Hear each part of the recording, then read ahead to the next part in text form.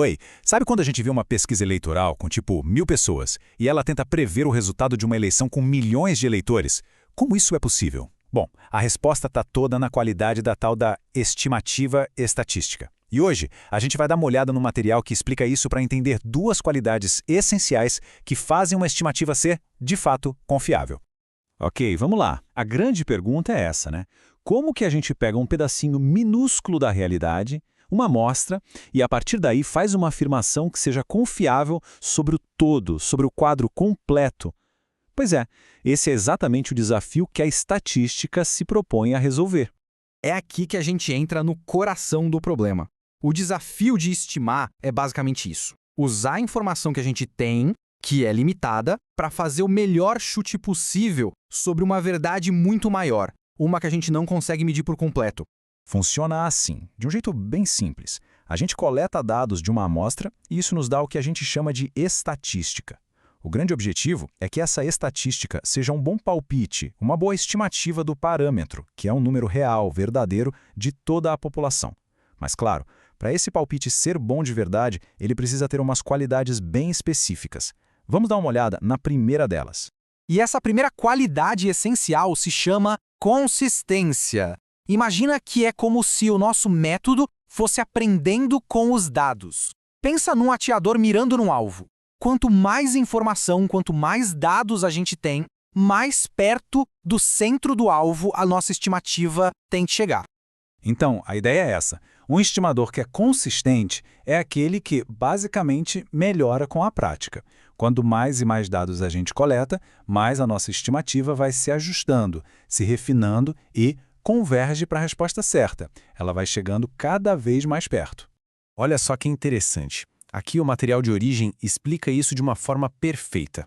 A gente tem um conceito chamado variância, que é basicamente o quão espalhados estão os nossos palpites. Um estimador consistente é exatamente aquele em que essa variância, essa dispersão, vai diminuindo conforme a gente coleta mais dados. Os palpites vão se concentrando cada vez mais perto do valor real.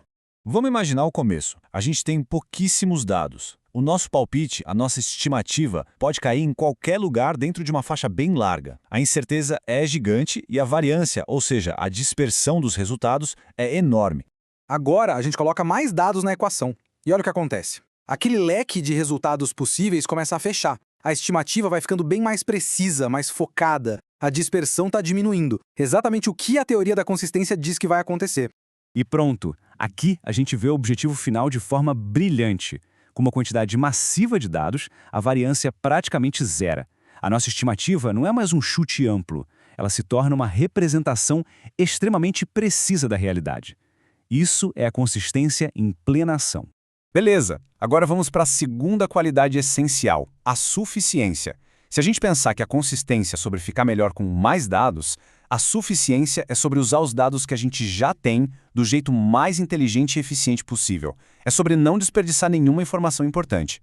A ideia aqui é de resumo. Pensa só num chefe de cozinha provando uma sopa. Ele não precisa tomar a panela inteira, né? Uma única colherada já tem toda a informação que ele precisa sobre o sal, sobre o tempero. Uma estatística suficiente é exatamente essa colherada. Ela resume todos os dados brutos sem perder o sabor, ou seja, sem perder a informação essencial.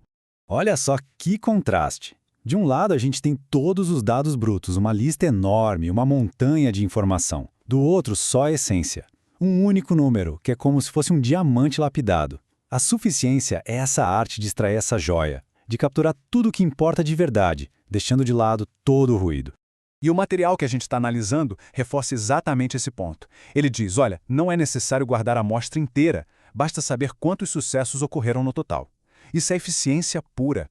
Essa tal soma total é a nossa estatística suficiente. É aquele número mágico que resume tudo o que a gente precisa saber. É aqui que a matemática mostra toda a sua elegância. Essa fórmula simples mostra como a gente faz isso. Com uma operação super simples como uma soma, a gente transforma aquele mar de dados brutos naquele único número poderoso, a estatística que faz todo o trabalho pesado.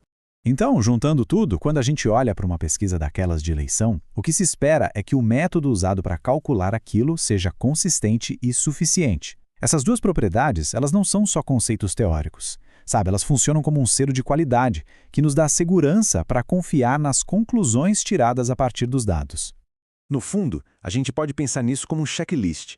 Sempre que alguém avalia um método estatístico, as perguntas são: primeiro, esse método fica mais certeiro conforme a gente adiciona mais dados? E segundo, ele está usando toda a informação importante do jeito mais eficiente possível? E é isso que importa no final das contas. Quando um estimador tem essas duas qualidades, a gente tem uma base sólida para acreditar na análise. Significa que as conclusões que a gente tira não são por acaso, mas são resultado de um método que é, de fato, robusto e confiável. Mas isso tudo deixa a gente com uma reflexão final, né? A consistência promete precisão se a gente tiver dados infinitos. E a suficiência ajuda a gente a ser eficiente. Só que no mundo real, os dados são limitados, e achar informação essencial nem sempre é tão óbvio assim. Entender essas qualidades todas não ajuda só a gente a confiar nas ferramentas que temos, mas, talvez o mais importante, a reconhecer também onde estão os limites delas.